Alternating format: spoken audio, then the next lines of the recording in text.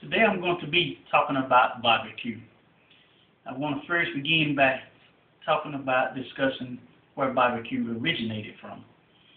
Long ago, when the Native Americans settled here, the name barbecue came from them because they would take the meat, place it in the sun to prepare the meat to keep it from spoiling, but they found out that the sun wasn't working, so they would take wood and put it around the meat and smoke it, and this way it would prepare the meat to where the meat wouldn't spoil. That's where the name barbecue came from. Okay, barbecue, what makes it different? It's a very unique style of meat. It's unique because everyone has their own recipe.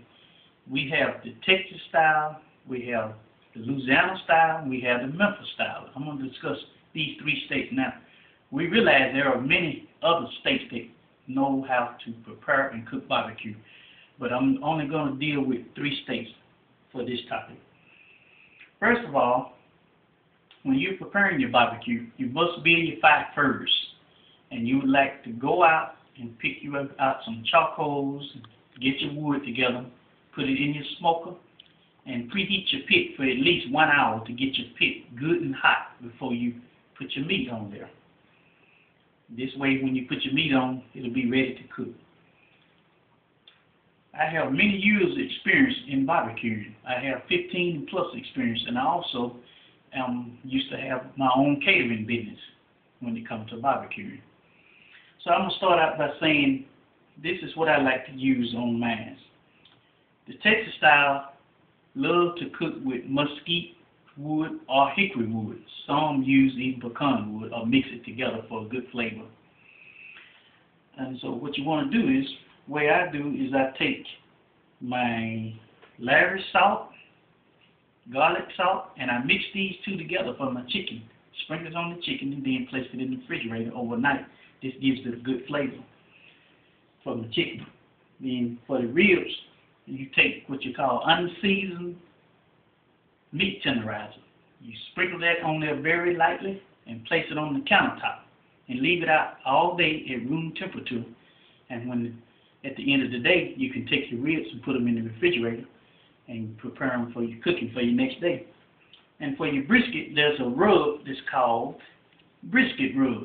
You can take this and massage it in just about any type of brisket that you have, and it has a good flavor. It's already has the ornaments in it. It has all the spices in it, ready to use. Massage it gently in your brisket, and it gives it a good flavor. Now, in the Louisiana style, what they normally do is take a suckling pig. This is called a baby pig. And they take him and place him on a rack, and they rotate him slowly over a pit. They cook him slowly with garlic salt stuffed inside of him with other spices, and cook him very slowly until he's done. And this is the style how they normally do it in Louisiana. In Memphis, they're famous for what you call pulled pork. This is the part of the hog which is called the pork butt.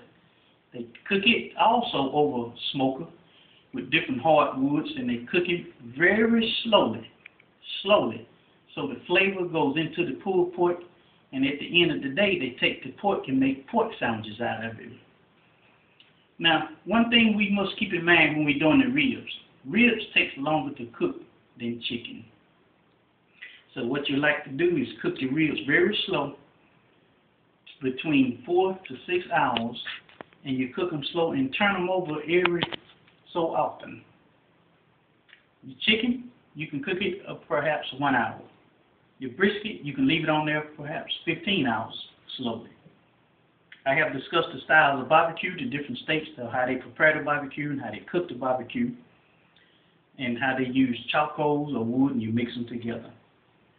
The next thing, you cook your meat between 250 to 270 degrees.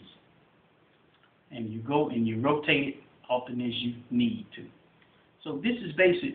These are the basics for cooking barbecue, as I have disclosed in my speech today. Thank you.